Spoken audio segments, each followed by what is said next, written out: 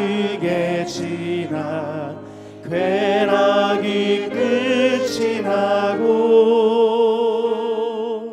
사망의 그늘이 너와 내 앞에 들리며 가리우네.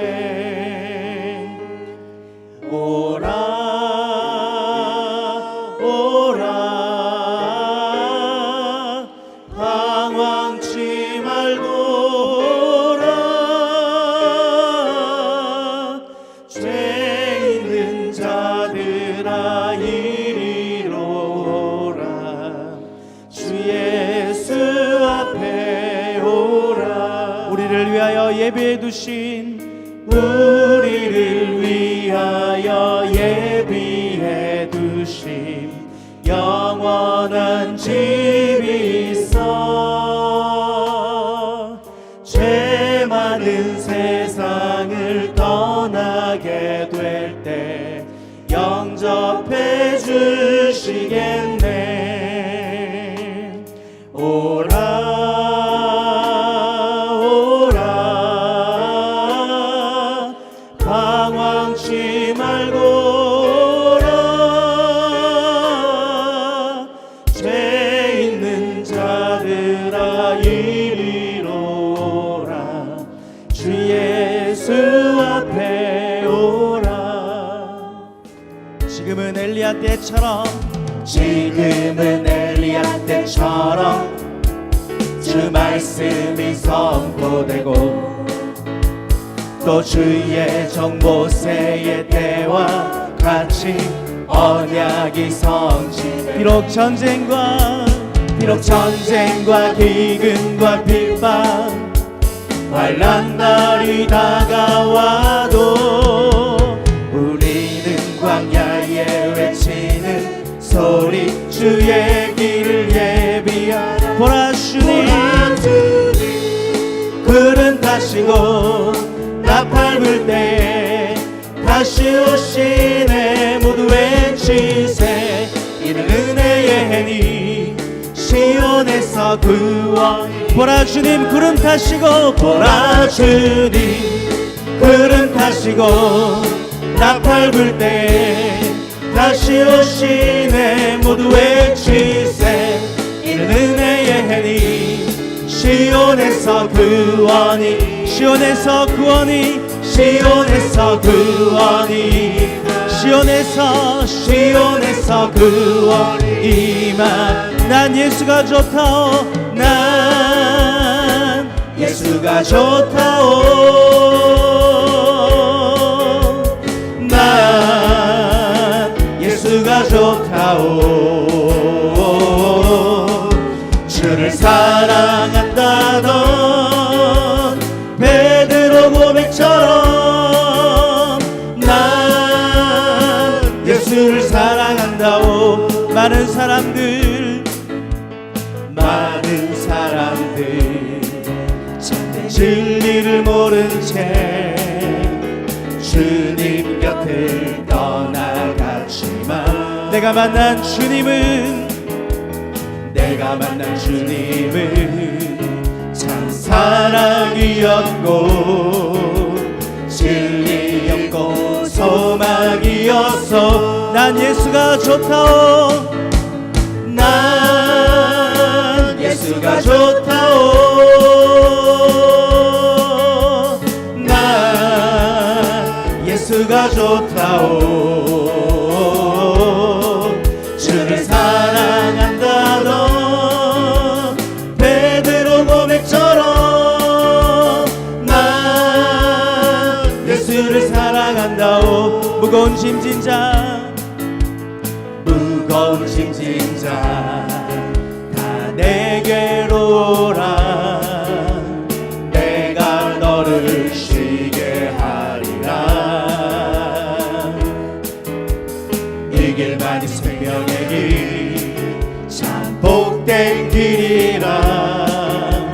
항상 내게 들려주셔서 난 예수가 좋다오. 난 예수가 좋다오. 난 예수가 좋다오. 주를 사랑한다던 베드로 고백처럼 난 예수를 사랑한다오. 선포하라 선포하라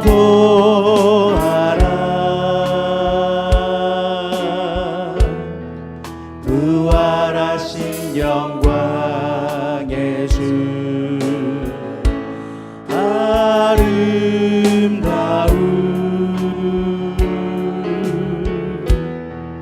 영광의 주를 보라. 보좌에 앉으신 보좌에 앉으신 그 어린 양 예수 다 무릎 꿇고서 주 경배하리라. 찬송과 영광과 찬송과 존귀와 영광과 능력을 영원 영원토록 받아주옵소서. 찬송과 존귀와 찬송과 존귀와 영광과 능력을 영원 영원토록 받아주옵소서. 예수 산을 옮기시는 예수 산을 옮기시는 내 주는 능력의 주 그는 구원의 주 영원한 구원의 창조자 사망을 이기시고 예수 부활했네. 예수 산을 옮기시는 내 주는 능력의 주 그는 구원의 주 영원한 구원의 창조자 사망을 이기시고 예수 부활했네. 예수 산을 옮기시는 내 주는 능력의 주 그는 구원의 주 영원한 구원의 창조자 사망을 이기시고 예수 부활했네. 예수 산을 옮기시는 내 주는 능력의 주 그는 구원의 주 영원한 구원의 창조자 사망을 이기시고 예수 부활했네. 우리 하늘의 문을 여서서 고백하며 예배합니다. 하늘의 문을 여소서 이곳을 주목하소서. 주를 향한 노래가 꺼지지 않으니 하늘을 열고 보소서. 아멘. 자, 우리 오른손 들고 고백하겠습니다. 이곳에 임재하소서. 주님을 기다립니다. 기도의 향기가 하늘에 닿으니 주여 임재하여 주소서. 이곳에 오셔서 이곳에 앉으소서. 이곳에서 드리는 예배를 받으소서.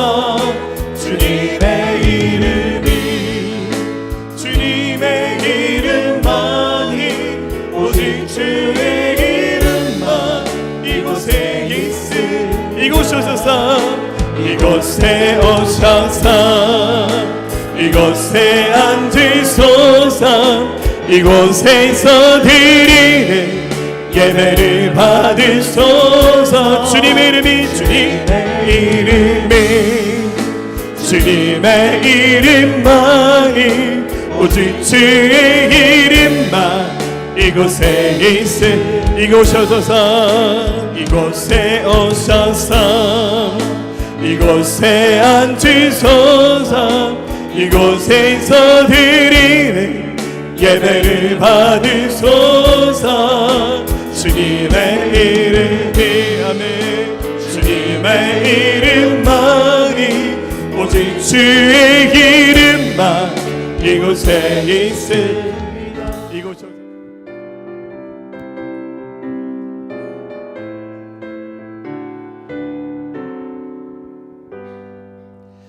내가 늘 의지하는 예수, 나의 상처 입으신 영을 불쌍하게 여기사 위로하여 주시니 미쁘신 나의 좋은 친구. 내가 의지하는 예수, 나의 사모하는 친구. 나의 기도 들으사 응답하여 주시니 미쁘신 나의 좋은 친구. 주의 손을 의지하고 살 때 나를 해할 자가 없도다. 주님 마음을 크게 위로하시니 미쁘신 나의 좋은 친구. 내가 의지하는 예수, 나의 사모하는 친구. 나의 기도 들으사 응답하여 주시니 미쁘신 나의 좋은 친구. 내가 요단강 건너가며 마음이 두려워서 떨때고 주가 인도하시니 어찌 두려워하랴. 미쁘신 나의 좋은 친구. 내가 의지하는 예수, 나의 사모하는 친구. 나의 기도 들으사 응답하여 주시니 미쁘신 나의 좋은 친구. 이웃 천국에 올라가서 모든 성도들과 다 함께 우리들을 구하시 주를 찬양하여라. 미쁘신 나의 좋은 친구. 내가 의지하는 예수, 나의 사모하는 친구. 나의 기도 들으사 응답하여 주시니 미쁘신 나의 좋은 친구. 아멘. 전능하시고 은혜로우신 하나님 아버지, 지난 한 주간도 우리 지체들의 삶을 주관하시고 살펴주심을 감사를 드립니다. 또한 주님의 한량없는 사랑과 은혜에 감사와 찬양을 드립니다. 주님, 이 시간 한 주간의 삶을 돌아보면서 감사의 일들도 참으로 많았지만 말씀에 순종하지 못하고 주의 일에 최선을 다하지 못한 것도 많았음을 회개합니다. 주님과 교회를 섬김에 항상 최우선으로 생각하고 살아갈 수 있도록 축복하여 주시옵소서. 주님, 이 시대에 꼭 필요한 믿음과 신앙, 봉사와 헌신을 할 수 있는 자들이 될 수 있도록 주님 함께하여 주시옵소서. 주님, 교회들의 숫자가 줄고 있고 성도의 숫자가 줄고 있다고 합니다. 주님, 우리 새생명교회에 생명력 있는 교회로 성장하게 하옵시고 지난 전도 집회로 많은 사람들에게 복음의 씨앗이 뿌려졌습니다. 이제 조금씩 결실을 맺어갈 수 있도록 주님 축복하여 주시옵소서. 먼저 우리 지체들의 기도와 순종함이 더욱 필요할 때입니다. 주님, 우리 교회가 포항지역뿐만 아니라 전 세계를 향한 비전을 가지고 달려가고 있습니다. 수많은 선교사 파송과 해외 지역 방문 선교, 물질 선교, 기도로 선교를 하고 있지만 때로는 큰 바위 같은 것들이 우리 길을 막아서고 있고 때로는 큰 강이 우리 길을 막고 있습니다. 그러나 주님의 향한 우리의 발걸음은 멈춰지지 않도록 주님, 우리 교회와 지체들을 보하여 주시옵소서. 할렐루야. 네, 오늘 주일 말씀은 신실한 일꾼이 되십시오라는 제목으로 함께 은혜 나누도록 하겠습니다. 우리 인생에 크고 작은 비극이 있습니다. 어려움들이 있죠. 사람들은 자기 인생에 찾아온 비극을 자기 자신에게 뭔가 부족한 것이 많기 때문에 이런 비극이 시작됐다라고 생각하기 쉽습니다. 보통 이렇게 말하죠. 돈이 없어서 그렇다. 아니면 부모님을 일찍 잃어버려서 그렇다. 능력이 없어서 그렇다. 건강이 없어서 그렇다. 사랑이 없어서 그렇다. 이런 얘기들을 많이 합니다. 물론 충분히 일리가 있는 말들인데요. 하지만 진짜 이유는 그것은 아닌 것 같아요. 여러분, 우리 삶에 행복 대신에 어려움, 비극이 있는 진짜 이유는 무엇일까요? 저는 이렇게 말씀드리고 싶습니다. 인생의 진짜 비극은 자기 자리를 잃어버렸기 때문에 찾아온 것이다 라는 말씀을 드리고 싶어요. 여러분, 하나님이 우리 인간을 창조하셨습니다. 창조한 인생마다 하나님의 섭리와 계획이 있습니다. 가장 성공적인 인생은 하나님의 그 섭리와 계획을 일찍 깨닫고 자기 인생의 모든 초점을 그 하나님의 계획하심에 맞춰서 살아가는 인생이 성공 아니겠습니까? 뭐 이렇게 신문 일면에 기사 안 나오고 어제 방탄소년단 유럽에 가서 공연했더니 그 공연장을 가득 채운 유럽 사람 6만 명인가 8만 명이 한국말로 노래를 따라 불렀대요. 우리나라 대통령보다 더 유명한 방탄소년단 맞나요? 글쎄요, 그런 삶이 성공일까요? 그 사람들 노래 뒤에는 보니까 좀 유의지적인 굉장히 사단의 음모도 많이 있다는 얘기들도 많습니다. 그런 인생보다도 훨씬 더 성공적인 인생은 주인공은 되지 않더라도 무대 뒤에 있는 주인공이라 할지라도 하나님의 계획하시고 섭리하신 그 뜻 안에서 자기 자리를 찾아서 살아가는 인생이 가장 성공적인 삶이라고 저는 믿습니다. 저도 좀 비슷한 경험을 많이 갖고 있지만 우리 한국 교회가 이렇게 성장해오는 과정에서 교회 안에서 조금 믿음이 좋고 좀 기도 생활을 열심히 하면 우리 어른들이 자라는 청소년, 청년들 혹은 그 이상의 연세 드신 분들에게 야, 너 믿음 참 좋구나. 넌 앞으로 신학교 가서 목사가 되어라. 그리고 넌 선교사가 되어라. 너는 사모가 되어라. 이런 얘기를 저도 어릴 때부터 굉장히 많이 들었습니다. 물론 이 권면들이 다 틀린 권면 아닙니다. 저도 그런 권면 또 그런 소명을 받아서 지금 목사가 됐지 않습니까? 하지만 어떤 직책을 갖는 삶을 만드는 것보다도 더 중요한 것은 더 본질적으로 내가 어떤 직책을 갖든 어떤 타이틀을 갖든지 간에 하나님이 섭리하시고 계획하신 뜻을 이루어가는 삶을 선택하고 그 일에 충성을 다하는 삶을 살아가는 것이 훨씬 더 중요하다고 생각합니다. 하나님 인간을 창조하신 이유가 뭘까요? 성경은 여러 가지 이유를 설명하고 있습니다만 가장 대표적인 이유 중에 하나가 하나님이 인간을 창조하신 이유는 온 우주 만물에게 하나님의 살아계심을 드러내는 하나님의 대리자로 인간을 창조하셨다는 겁니다.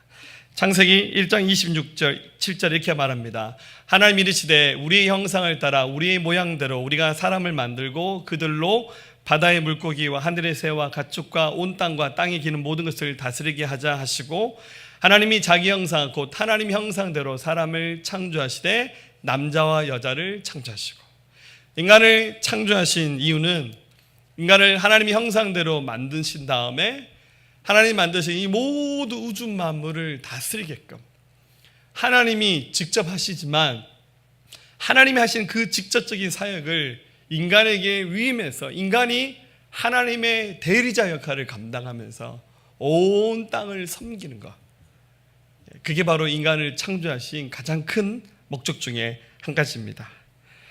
그래서 우리의 소망, 꿈은 나를 하나님이 그렇게 만드셨기 때문에 하나님 앞에서 그 일을 감당하는 존재로, 우리 교회에서 많이 쓰는 표현으로 사역자로 일꾼으로 살아가는 삶을 여러분 삶의 비전으로 삼을 수 있기를 주의 이름으로 축복합니다.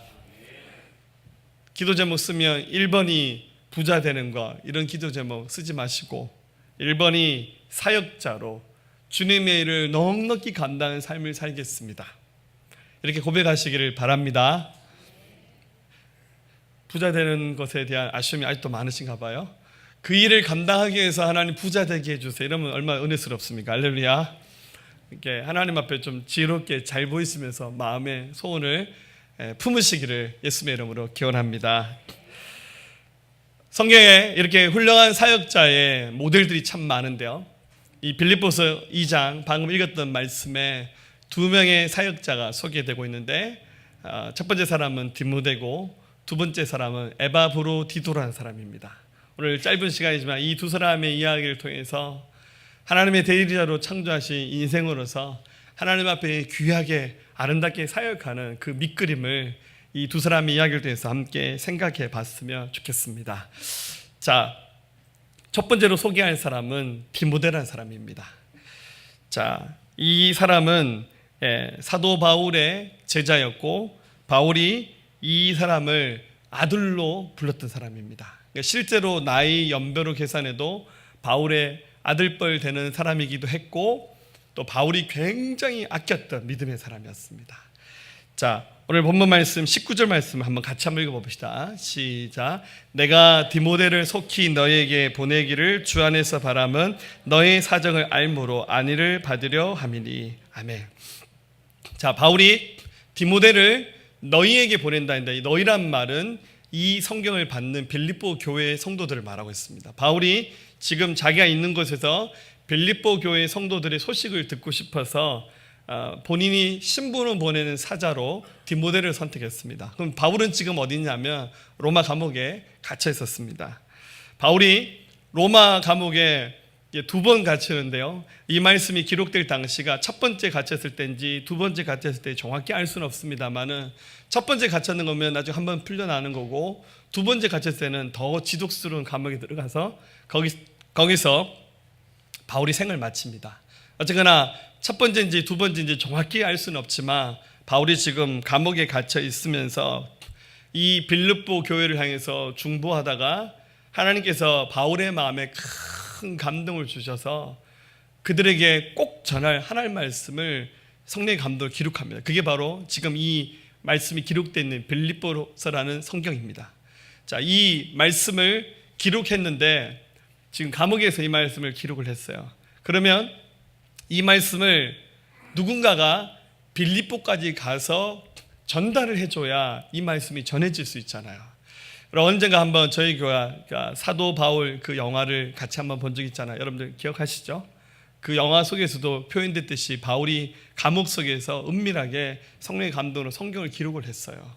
그래서 이 기록 말씀을 차근차근 모아서 누군가 이 말씀을 잘 간수를 해서 그 말씀을 1차적으로 받아야 될 교회에게, 어떤 개인에게 이 말씀을 잘 전달하는 신부로 해야 됩니다. 그래서 바울이 빌립보에 보내는 이 편지를 보내는 역할을 누가 하도록 했냐면 바로 이 디모데라고 하는 제자에게 이 성경을 전하게끔 했습니다. 그리고 이 디모데는 루스드라 출신의 사람이고요, 자기 외할머니가 루이스였고 자기 어머니가 유니기였습니다. 굉장히 외할머니와 어머니가 신앙이 좋은 사람이었어요. 그래서 그들의 그 영향력 안에서 이 디모데는 어릴 때부터 아주 아름다운 신앙의 사람으로 자라났고, 그리고 나중에 바울이 2차 전도여행 기간 동안 이 사람이 제대로 회심하고 바울이 제자가 되는 그런 은혜를 입었던 사람입니다. 성품으로 보면 좀 디모데는 굉장히 내성적인 사람이었고요, 그리고 좀 핸디캡도 있었어요. 육신의 연약함도 있었습니다. 건강이 썩 좋은 편은 아니었던 것 같아요. 하지만 누구와도 비교할 수 없는 복음에 대한 열정을 가졌던 사람입니다. 그래서 나중에 바울이 세웠던 많은 교회들 가운데 데살로니가 교회에서 목회를 했고, 또 에베소 교회에서 목회를 했고, 나중에 로마의 도미티아누스 황제에게 순교를 했다고 이렇게 전해집니다. 자, 아무튼 이런 디모데를 바울이 지금 이 빌립보 교회의 소식이 너무 궁금하고, 또 지금 기록된 이 성경을 전달하기 위해서 바울이 디모데를 딱 픽업을 해서 네가 가서 이 성경을 전해주고 오라고 신분을 보냅니다. 자, 이 디모데라는 사람이 가지고 있었던 좋은 장점을 바울이 지금 이 기록된 성경에서 몇 가지를 언급합니다. 자, 첫 번째는요, 제가 개인적으로 첫 번째 이런 말 잘 안 쓰고 싶은데 이렇게 해야 이해가 잘 된다 해서, 자, 첫 번째는 이 디모데는 영혼을 향한 진실한 마음을 가지고 있었습니다. 자, 한번 성경 볼까요? 20절 같이 읽어봅니다. 이는 뜻을 같이하여 너희 사정을 진실이 생각할 자가 이밖에 내게 없음이라. 바울이 이 편지 형식으로 기록된 성경을 전달할 때 빌립보 교회를 얘기하는 거예요. 나와 뜻을 같이 해서 너희의 그 형편을 진실되게 생각하는 사람이 내가 암만 생각해봐도 디모데밖에 없다. 그래서 디모데에게 이 성경을 전달하는 심부름을 보내는 거죠. 그러니까 디모데가 가졌던 최고의 자질은 영혼 사랑하는 마음이었습니다. 이 디모데에게는 사람을 사랑하는 남다른 마음이 있었어요. 여러분, 저는 전임 사역자잖아요. 네, 저는 밖에서 일하지 않고 교회 일만 하는 풀타임 사역자가 됐습니다. 교회에서 사례를 받는 유급 셉은 저밖에 없습니다. 그래서 제가 여러분보다 상이 좀 더 적을 줄은 몰라요. 여러분들은 사례를 받지 않고 사역하지만 저는 사례를 받고 사역을 합니다. 네, 여러분들은 평신도 사역자입니다. 저는 목회자의 사역자, 여러분들은 평신도 사역자입니다. 우리의 사명은 앞서 말씀드렸듯이 하나님의 대리자가 되어서 그 누군가에게 하나님을 보여주는 것이 우리의 사명입니다. 사역을 제대로 하려면 기술도 좀 필요하고요, 지식도 필요합니다. 그러나 가장 큰 바탕은 기술이나 지식은 아닌 것 같아요. 성경 지식이 조금 부족해도 괜찮아요.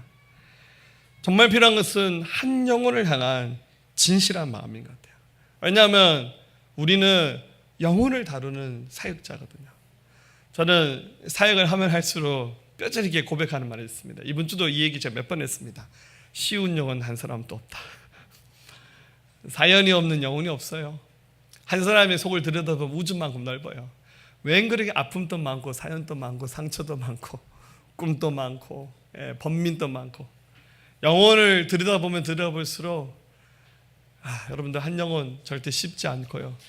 또 역으로 말하면 한 영혼 또 함부로 아무렇게나 절대 다뤄서는 안 됩니다. 그래서 한 영혼을 잘 사랑하고 섬겨야, 그래야 역사가 움직입니다. 그래야 새로운 하나님의 일을 만들어갈 수 있습니다. 어렵지 않습니다. 관심을 갖는 거고요. 그리고 그들의 얘기를 들어주는 겁니다. 제가 예전에 목회하던 교회에서 주일날 전도축제를 한 적이 있었습니다. 그때도 새생명 전도축제였습니다. 네, 주일날에 이제 전도축제를 했는데 아침에 이제 새로운 영혼들이 몇 분 오셨고, 점심 먹고 난 다음에 오후에 한번 노방전도를 이렇게 다 같이 나갔어요. 저도 웬만하면 따라갔을 건데 새 신자가 왔으니까 상담을 좀 해야 하잖아요. 저는 점심 먹고 난 다음에 우리 교인들이 다 나가고 저는 이제 그분을 목양실에 상담을 했어요. 딱 왔는데 어떤 중년의 여자분인데 좀 포스가 좀 남다르세요. 하얀색 원피스 드레스를 입었는데 조금 이렇게 옷차림이 좀 화려하다 이 생각을 좀 했어요. 그래서 상담을 시작했는데 그분이 이제 자기 얘기를 쭉 늘으면서 얘기를 하셨는데, 자기는 미국의 하버드 대학 의대를 나와서 미국에서 의사 생활을 하다가 오셨다 그러더라고요. 그래서 제가 속으로 할렐루야, 드디어 우리 교회 의사도 한 명 등록을 하는구나. 그런데 자기는 이제 제일교포 출신이래요. 아버지가 뭐 일본 사람이었다든가 뭐 하여튼 그러면서 미국 시민권자인데 이제 나이 들어서 고국으로 돌아와서 고국을 위해서 의민 일을 하고 싶어서 하필이면 우리가 사는 그 동네에 와서 그냥 우리 교회 와서 등록을 한 거예요. 근데 한참 얘기를 듣다 보니까 얘기가 자꾸 이렇게 깊어지는데 듣다 보니까 이상해요. 이거 좀 이상하다. 제가 얘기하면서 이분 하시는 모든 얘기가 다 사실이 아니구나 이 생각이 들었어요. 한 2시간쯤 얘기를 했어요. 뭐냐면 나중에 알고 봤더니 이분이 약간 무속인 같은 분이신데 이렇게 망상에 사로잡혀 있는 분이에요. 그러니까 그분의 얼굴을 보면 거짓말하는 얼굴이 아니에요. 근데 본인이 생각하는 그 모든 망상이 현실인 줄 알고 얘기하시는 거예요. 그래서 이제 막 상담하는데 우리 사모님 왔다 갔다 하면서 제가 눈치 보자 여보 이렇게 눈치 주길래 그래서 나도 안다고 괜찮다고. 이분 얼마나 얘기할 사람이 없었으면 교회 찾아서 나한테 얘기할까. 그래서 제가 푹 인내를 가지고 한 2시간 넘게 그분 얘기를 들어줬어요. 나중에 신방도 갔죠. 신앙생활을 열심히 하지는 않더라고요. 또 최근에도 한번 그런 경험한 적이 있었어요. 우리 교회에서 예배 마치고 왔는데 어떤 형제가 추리닝을 입고 왔는데 이게 딱 얘기하는데 자기가 포항 스틸러스 프로 축구 선수라는 거예요. 그래서 이름 물어보고 이름도 얘기하는데 제가 좀 이상한 거예요. 얘기하면서 제가 인터넷에 검색했어요. 포항 스틸러스 그 프로 축구 하니까 암만 찾아봐도 그의 이름이 안 나오는 거예요. 근데 자기가 히딩크 감독이 있을 때부터 선수였다는 거예요. 여러분 그 2002년 월드컵 끝난 지가 지금 20년이 다 돼 가는데 그때도 현역이고 지금도 현역이래요. 그때 현역이면 지금 살아있는 저기 현역 선수가 몇 명 안 되잖아요. 이동구 선수나 뭐 있을까 말 그렇잖아요. 그래서 한참 얘기하다 보니까 이 친구도 망상이구나. 여기 코아로에 사는데요. 그러면서 자기가 좀 돈을 좀 많이 벌어서 재산이 몇십억이 있대. 그래서 괜찮은데 왜 하는지 몰라. 아무튼 제가 그래도 끝까지 들어줬어요. 다음에 교회 몇 번 하는데 올 때마다 커피 마시고 하라고. 바보스럽죠. 제가 생각해도 바보스러운 것 같아요. 마지막 기억하십시오.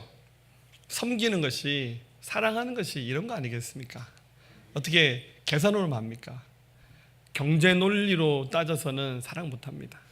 손해보고 퍼부어주고 그냥 줘도 사랑받아야 될 영혼이라면 그렇게 섬기는 게 그게 사역 아니겠습니까? 사랑받지 못하게 태어난 인생은 아무도 없습니다. 이 디모데가 가졌던 최고의 장점은 영혼을 사랑하는 마음이었습니다. 영혼을 향한 진실된 마음으로 함께 섬겨나가는 사역자의 자질들을 갖춰가시기를 축복합니다. 두 번째는 디모데에게는 주님의 일을 먼저 생각하는 마음 자세가 되어 있었어요. 여러분 사역자의 1번은 주님의 일입니다. 하나님의 나라입니다. 자, 21절 그들이 다 자기의 일을 구하고 그리스도 예수의 일을 구하지 아니하되. 이게 이제 빌립보에 있는 어떤 성도들 얘기나 혹은 바울이 있는 주변의 사람들 얘기하겠죠. 바울이 지금 요즘에 교회 안에 있는 그리스도인들의 분위기가 이건 아마 바깥 사람 얘기하는 건 아닌 것 같아요. 교회 안에 있는 나름 일꾼들 얘기합니다. 그들이 다 자기 일을 구하고 예수님의 일을 구하지 아니하는데 디모데는 그렇지 않았다 그 뜻입니다. 여러분 사역자는 세상 일을 먼저 구하는 것이 아니라 예수님의 일을 구하고 주님의 일을 먼저 구하는 자들입니다. 하나님의 교회가 세워지고 하나님의 복음이 세워질 때 자꾸 그러잖아요. 누가 나를 위해서 갈고 주님 저 사람 보내세요. 그런 식으로 해서는 하나님 나라가 안 이루어져요. 내가 십자가를 져야 됩니다. 내가 주님의 일을 찾아야 됩니다. 늘 하는 말이지만 감동이 드는 사람이 하는 거예요. 할렐루야. 하나님이 깨닫게 하시고 마음 주시고 보이게 하신 분이 섬기는 거예요. 그리고 아직 그런 감동이 없고 깨달음이 없고 안 보이는 사람 정죄할 필요도 없어요. 저 사람이 좀 더 많이 자라고 성숙해지고 때가 되면 알겠지. 그때까지는 알고 깨닫고 보이는 내가 섬기는 겁니다. 그게 자기를 구하지 않고 하나님을 구하는 사역자 같습니다. 요한계시록 2장 10절 내가 죽도록 충성하라 그리하면 생명의 관을 내게 주리라.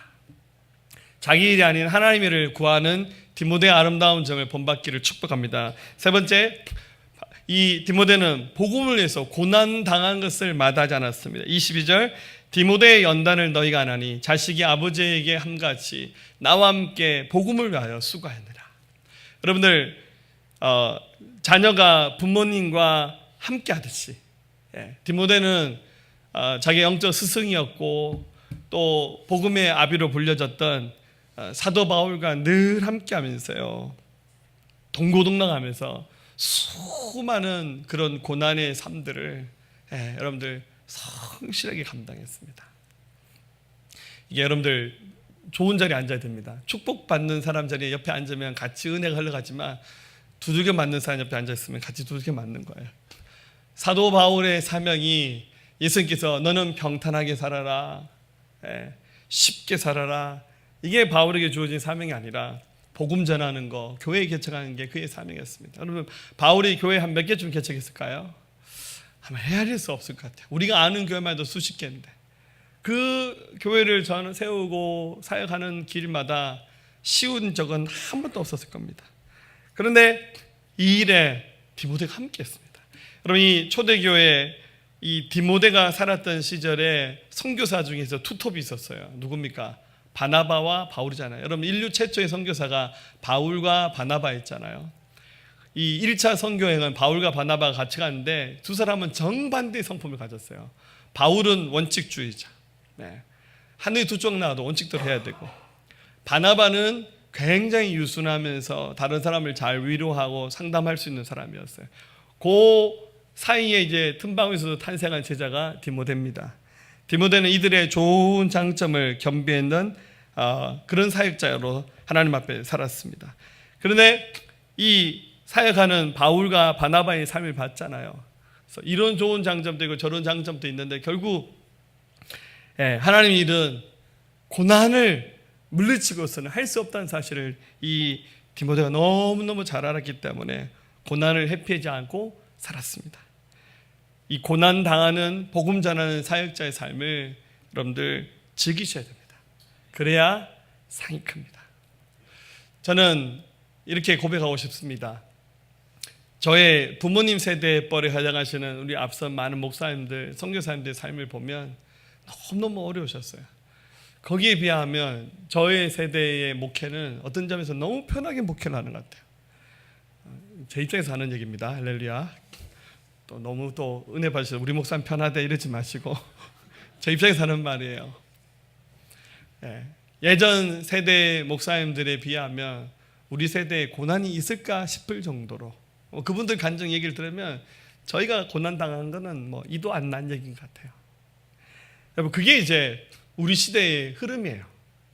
그래서 예수 그리스도를 위해서 고난을 받으세요, 십자가를 지세요, 자기 것을 희생하세요, 이런 얘기하면 사람들이 다 안 좋아해요.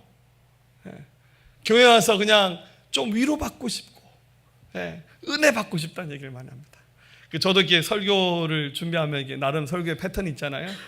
제가 보니까 우리 교인들이 다 축복 설교하면 제일 좋아하는 것 같아요. 할렐루야, 할렐루야, 아멘 하셔도 괜찮아요. 할렐루야. 또 축복의 말씀도 있잖아요. 괜히 예수님과 함께 죽으십시오, 고난당하십시오 하면 사람들 다 별로 아멘 안 하고 싶어요. 그건 목사님이 하시죠.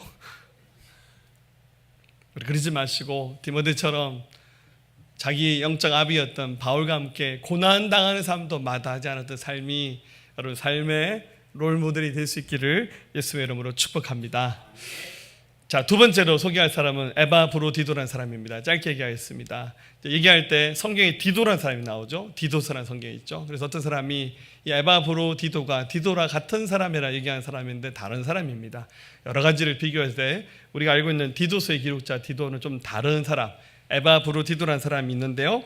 이 사람은 지금 바울이 빌립보 교회를 방문할 때 디모데를 보낼 때 디모데와 함께 가도록 픽업된 사람이 바로 에바브로디도라는 사람입니다.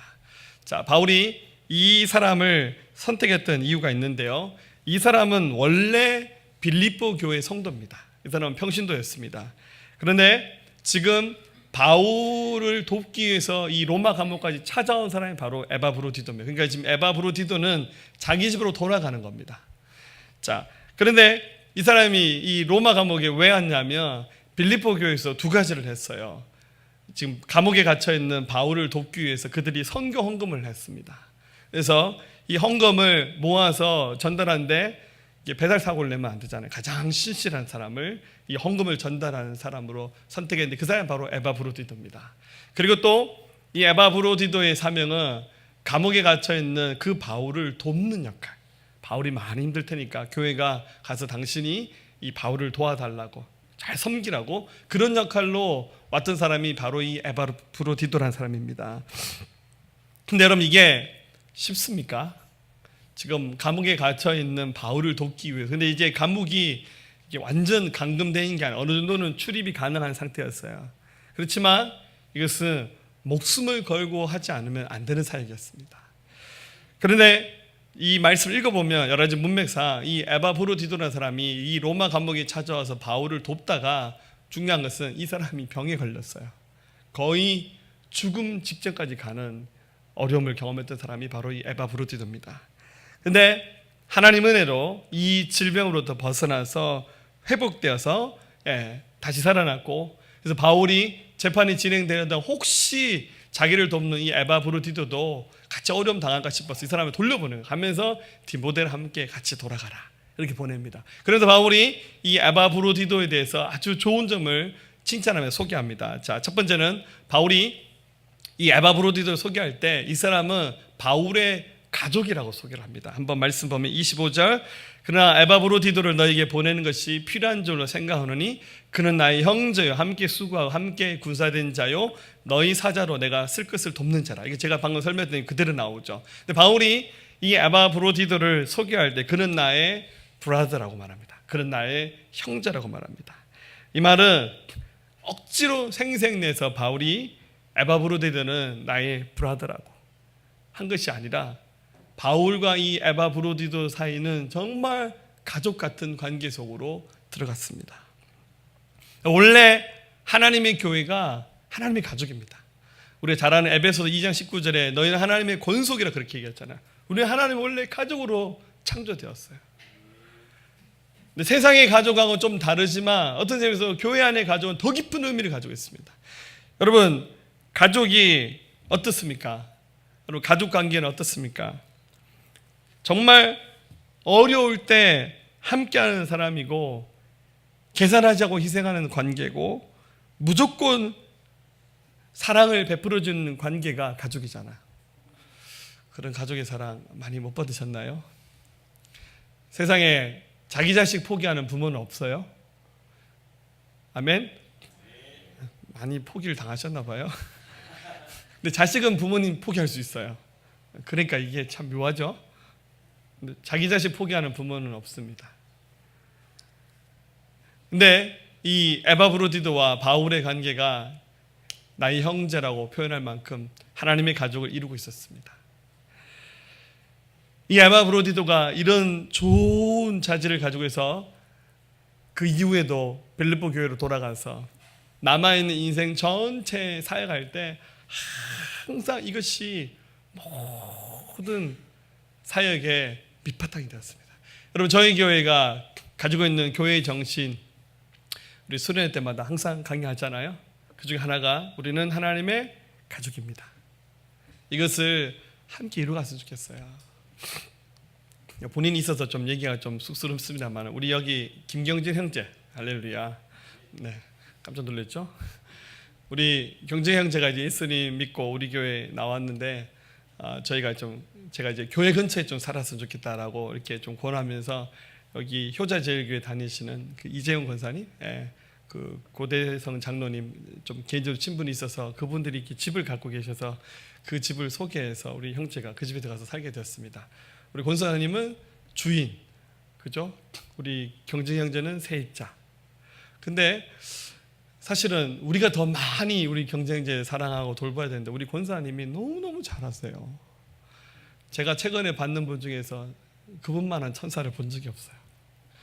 아마 우리 경진이 형제한테 월세 받아서 그걸 경진이한테 다 쓰는 것 같아요. 뭐 막 사 먹이고 태워주고. 경진이 형제가 이제 권사님을 어머니라 부르신다 그러더라고요. 권사님도 아들이라 생각하고. 그래서 보니까 이분들은 계산을 안 하고 사시는 분 같아요. 우리 경진이 얼마 전에 입원해 있었잖아요. 저도 병원에 뭐 한 3번 갔었나? 근데 우리 권사님은 거의 매일 오셔. 집주인, 세입자. 맞죠, 형제? 근데 우리 권사님은 보니까 그냥 완전히 아들처럼 생각하고, 어떤 때 미안해요. 저분한테 그냥 묵은 짐을 준 게 아니까. 근데 우리 장로님도 그렇고 권사님도 두 분 다 너무너무 잘 섬기시더라고요. 그래서 감사하죠. 할렐루야. 예. 여러분 이게 한 사람의 인생을 바꿀 수 있는 거잖아요. 여러분들 그냥 가르치는 선생님들은 어디 가나 많아요. 조금의 지식과 경험을 가지고 훈수 두는 정도 수준의 선생은 어디나 많이 있잖아요. 그런데 가슴으로 사랑하고 희생하는 우리 육신의 부모는 2명밖에 없잖아요. 그렇죠? 근데 육신의 부모도 때가 되면 돌아가시잖아요. 교회 안에서 그 누군가에게 아버지가 되어주시고 그 누군가에게 어머니가 되어주시고 형님이 되시고 누님이 되시고 아우가 되셔서 섬기는 거예요. 좀 필요하면 빌려주지 말고 그냥 줘버리세요. 할렐루야. 빌려주면 속이 아깝잖아요. 이렇게 언제 갚아주나.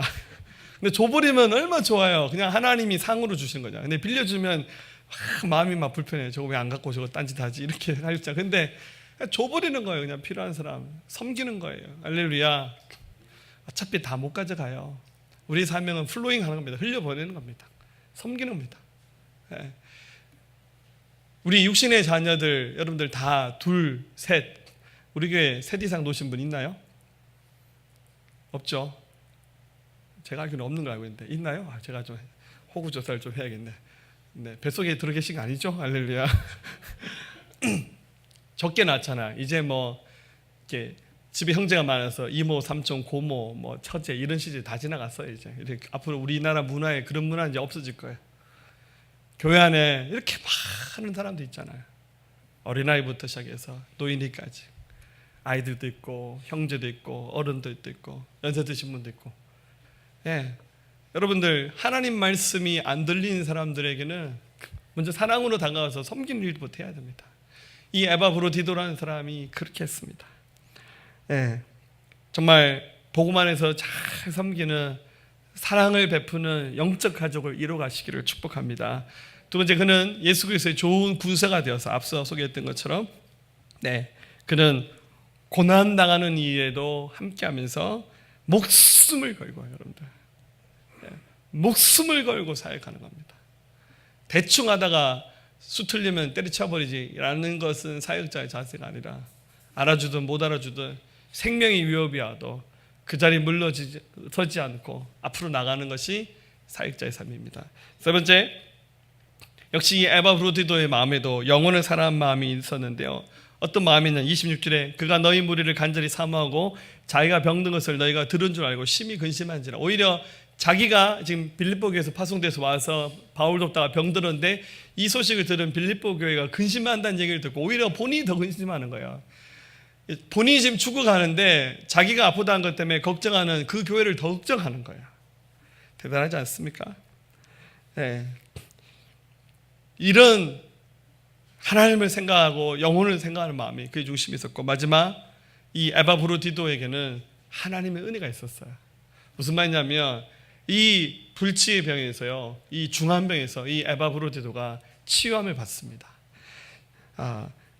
27절, 그가 병들어 죽게 되었으나 하나님이 그를 긍휼히 여기셨고 그뿐 아니라 또 나를 긍휼히 여기사 내 근심의 근심을 면하게 하시느니라. 그러므로 내가 더욱 급히 그를 보낸 것은 너희로 그를 다시 보고 기뻐하게 하여 내 근심 더 덜려 함이니라. 여러분, 사역자의 가장 중요한 것은 하나님과 내가 만나는 나 사이에 믿음의 은혜의 비밀이 있는 겁니다. 하나님 만난 은혜의 간증이 있어야 됩니다.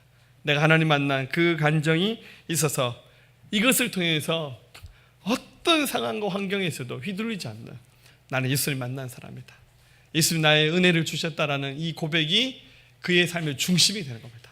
바로 이 에바브로디도 같은 이런 훌륭하고 아름다운 좋은 장점들이 여러분 삶을 통해서 나타날 수 있기를 예수의 이름으로 기원합니다.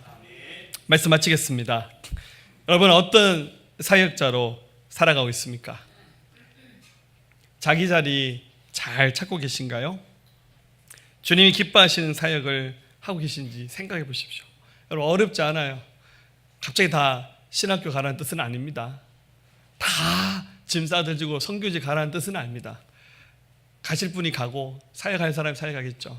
우리 대부분이 다 부름받은 우리의 이 부름은 교회 안에서 섬기는 평신도 사역입니다. 훨씬 더 의미 있고 또 값어치는 일이 이 속에서도 이루어질 수 있습니다. 한 가지 얘기만 소개할게요. 유명한 목사님 중에 찰스 핀이라는 분이 계셨습니다. 미국의 대부흥사였죠.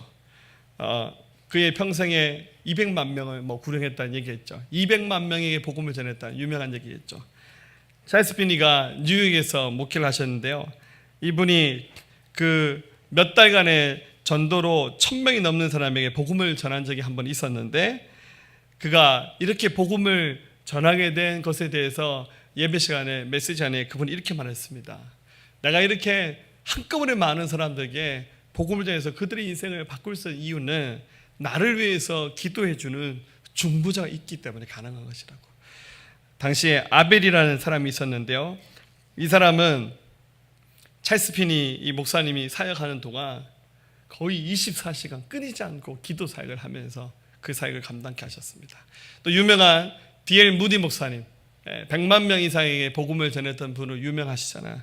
무디 목사님도 마찬가지입니다. 자기가 이렇게 사역을 성실히 감당할 수 있던 이유는 목사님의 중보자 중에서 하반신 마비로 거동이 불편했던 마리안이라는 한 여성분이 계셨는데, 이분은 이 무디 목사님을 위해서요 끊임없이 중보 기도하는 분이었습니다. 그래서 말하기를, 내가 이렇게 사역을 하는 동안 많은 열매를 맺게 하신 것은 그 마리안이 나를 위해서 한 기도가 그 열매로 나타난 것이라고 이렇게 고백했습니다. 여러분, 각자 자기에게 주어진 부르심과 사명과 달란트, 자기 자리가 있습니다. 그 자리 찾아가십시오. 거기서 무릎 꿇고 기도하고 하나님의 은혜를 구하고 거기서 우리 인생을 쏟아붓고 살아가며, 그게 세상적으로 완전히 화려한 삶이 아니라 할지라도, 세상에서 우리가 하나도 안 유명해요. 그러나 우리 하나님 보시기에 그 사람은 최고의 선택, 최고의 충성된 하나님의 사람으로 사역하는 사역자로 살아가고 있는 것입니다. 그와 같은 삶 살기를 고대하시면서 우리 주님이 존귀 여기시는, 주님이 기뻐 받으시는 믿음의 사람으로 살아가시기를 예수님의 이름으로 기원합니다.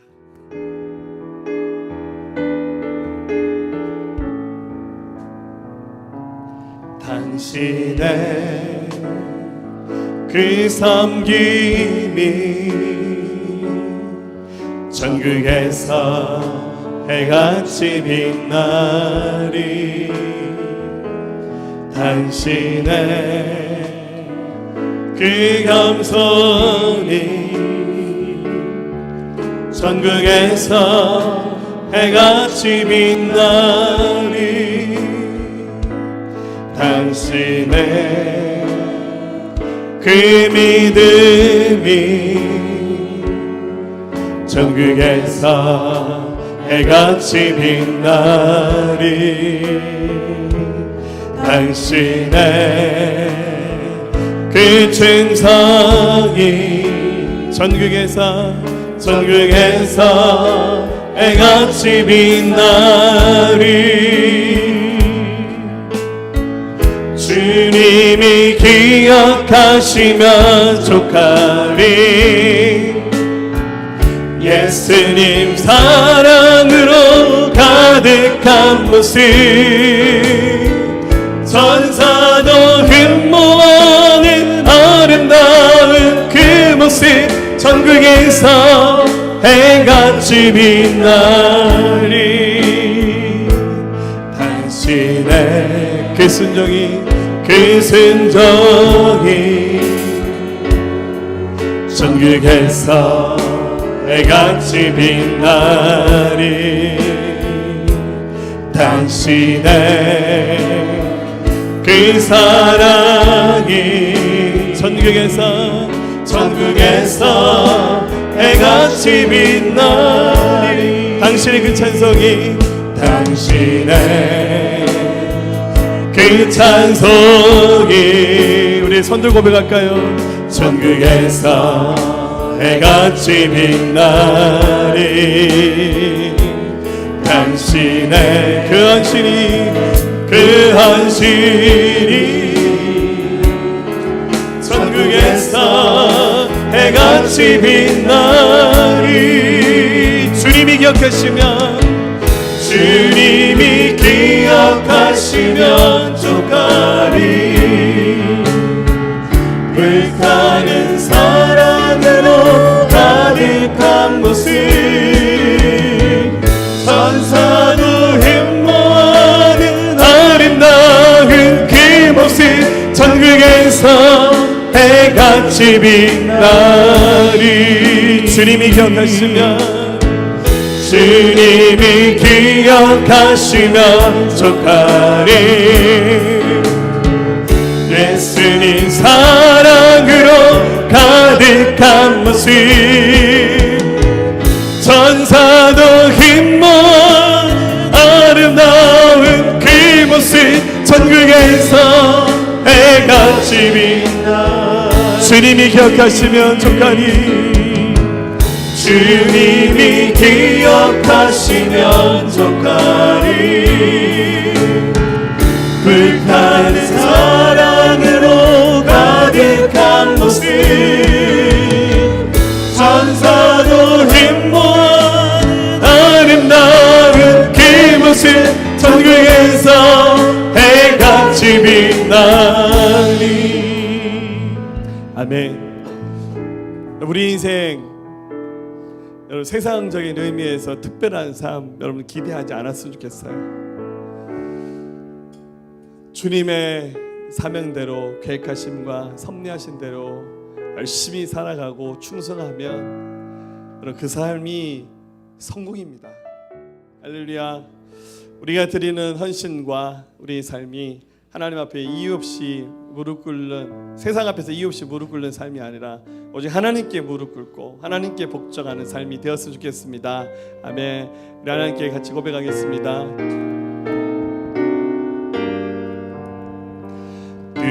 끝없이 무릎 꿇는 그 복종하니요, 운명에 맡겨 사는 그 생활 아니라, 우리의 믿음 치솟아 독수리 날듯이 주 뜻이 이뤄지다 외치며 사나니, 약한 자 힘주시고 강한 자 바르게 주한 자 정케하니 주님의 뜻이라. 해 아래 압박 있는 곳 주 거기 계셔서 그 발로 막아 주시어 정의가 사나니. 뜻없이 무릎 꿇는, 뜻없이 무릎 꿇는 그 복종하니요, 운명에 맡겨 사는 그 생활 아니라, 우리의 믿음 치솟아 독수리 날듯이 주 뜻이 이뤄지다 외치며 사나니. 약한 자 힘주시고, 약한 자 힘주시고 강한 자 바르게 주한 자 정케하니 주님의 뜻이라. 해 아래 압박 있는 곳 주 거기 계셔서 그 발로